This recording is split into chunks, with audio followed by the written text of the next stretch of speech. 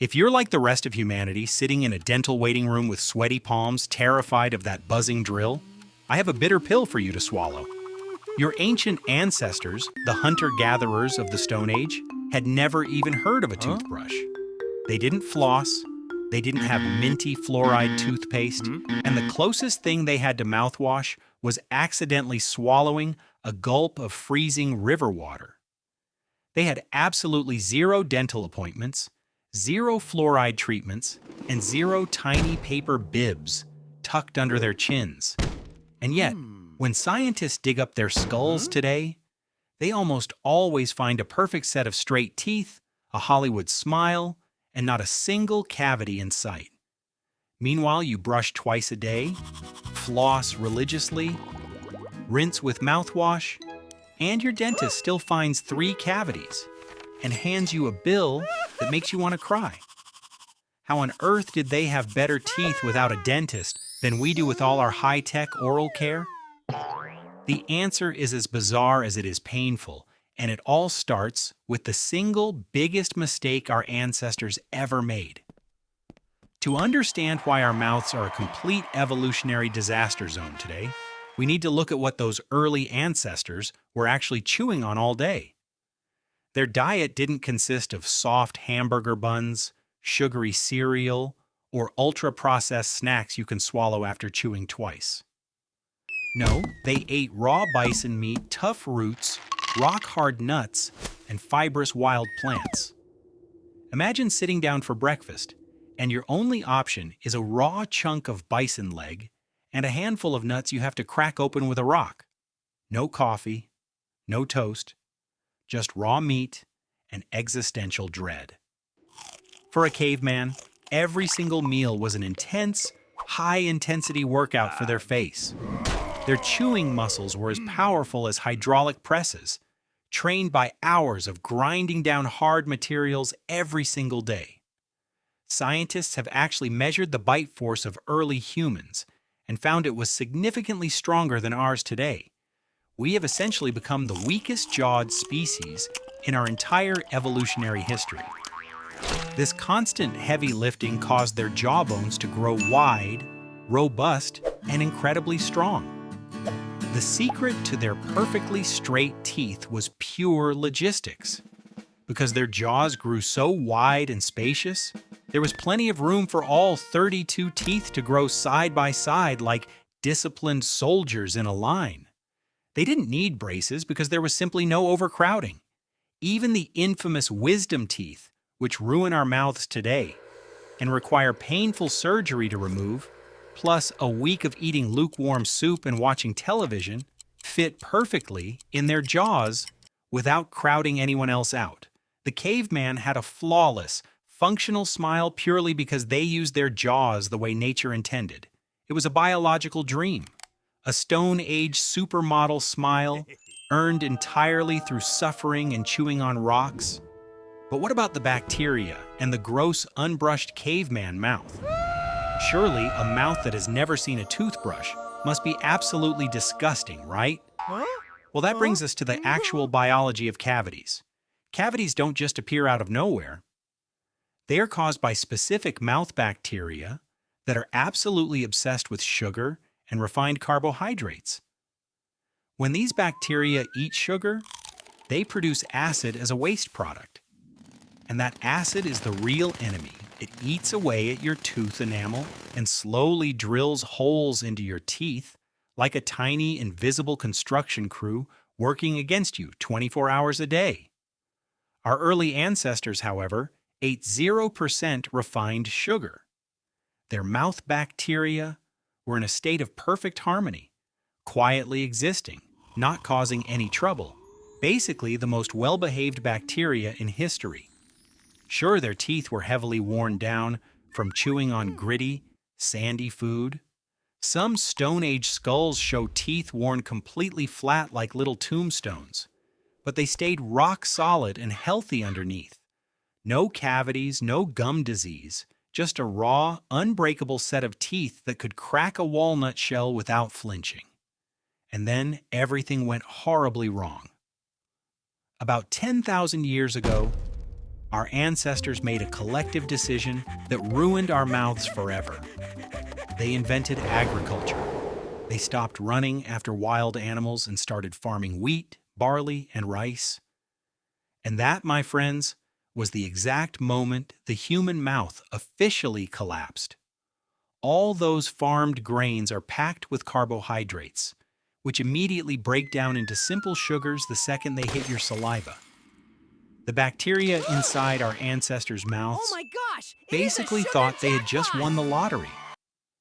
They threw the biggest party in human history, multiplied by the billions, produced mountains of acid, and within a few generations, the mouths of the first farmers were riddled with painful, rotten holes. Archaeologists digging up the very first farming communities consistently find skulls with teeth so rotten and obsessed that the infection had eaten through the jawbone itself.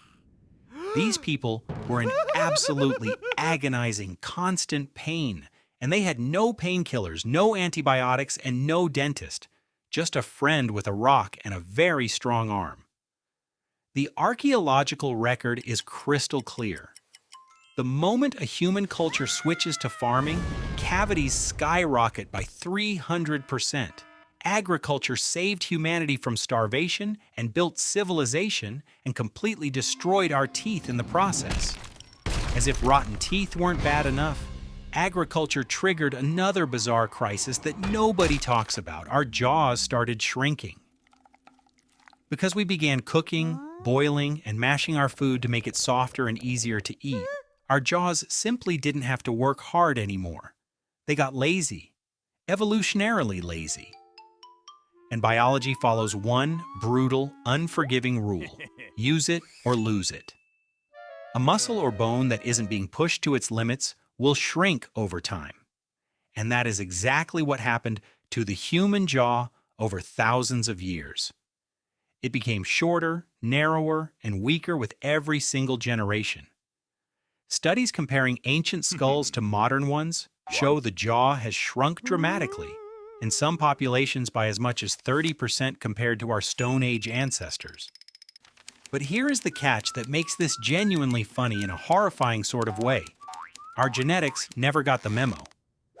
Your jaw shrank by 30%, but your DNA kept producing the exact same number of large teeth as it always had, completely oblivious to the fact that the real estate had drastically decreased. It is like your body kept ordering 32 large sofas for an apartment that can now only fit 24. The result was a logistical nightmare inside your mouth.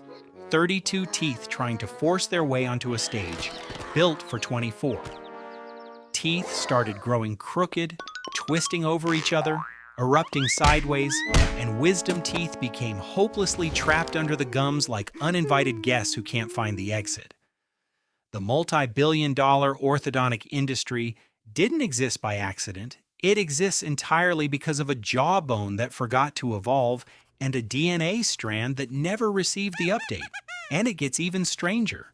Researchers who have studied isolated communities around the world, groups that still eat traditional, unprocessed diets requiring heavy chewing, consistently find almost zero crooked teeth and almost zero wisdom tooth problems. The moment those same communities switch to modern processed food, within just 1 or 2 generations, their children start showing overcrowded teeth and impacted wisdom teeth. It happens that fast. Your jaw is not a fixed structure. It is a living, growing bone that responds directly to how hard you chew during childhood. Give a child soft, processed food from birth, and their jaw will never reach its full genetic potential. It will grow small, narrow, and completely unprepared for the teeth it was genetically designed to hold. In a very real sense, every bowl of mashed potato you fed a child is a future orthodontic bill waiting to happen. Today we are living in the absolute extreme version of this evolutionary mismatch. Our jaws are smaller than ever because we eat ultra-processed food that requires almost zero chewing effort. A typical modern meal requires about 600 chewing strokes. A Stone Age meal required closer to 3,000. We have removed more than 80% of the mechanical work our jaws were designed to do, and our faces are literally shrinking in response, generation by generation, jaw by jaw. At the same time, we are constantly bombarding our mouth bacteria with sugar from sodas, snacks, juice boxes, and candy. We are trapped in a vicious, self-inflicted cycle. Our jaws are too small for our teeth, and our diet actively rots them away at the same time. Without our modern toothbrushes, floss, fluoride, and dentists, our mouths would literally decay out of our faces within just a few years. The perfect Hollywood smiles we see on television and social media are completely fake, held together by plastic braces, porcelain veneers, whitening treatments, and thousands of dollars of cosmetic dentistry. The real natural Hollywood smile, that belonged to a caveman standing on the African savanna, casually chewing on a tough piece of raw bison meat with absolutely no dental insurance and absolutely perfect teeth. Our mouths changed completely because of what we ate, but that is not the only part of our body that underwent a shocking transformation when we settled down.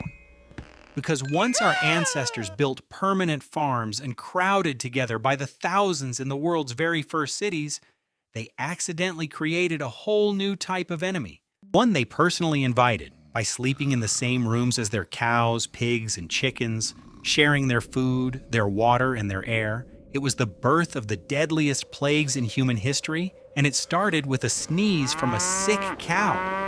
Click right here on the next video to discover how our ancestors accidentally created the world's worst diseases, how living with livestock permanently mutated our DNA, and why you're only alive today because of the disgusting, disease-ridden filth of the first ancient cities.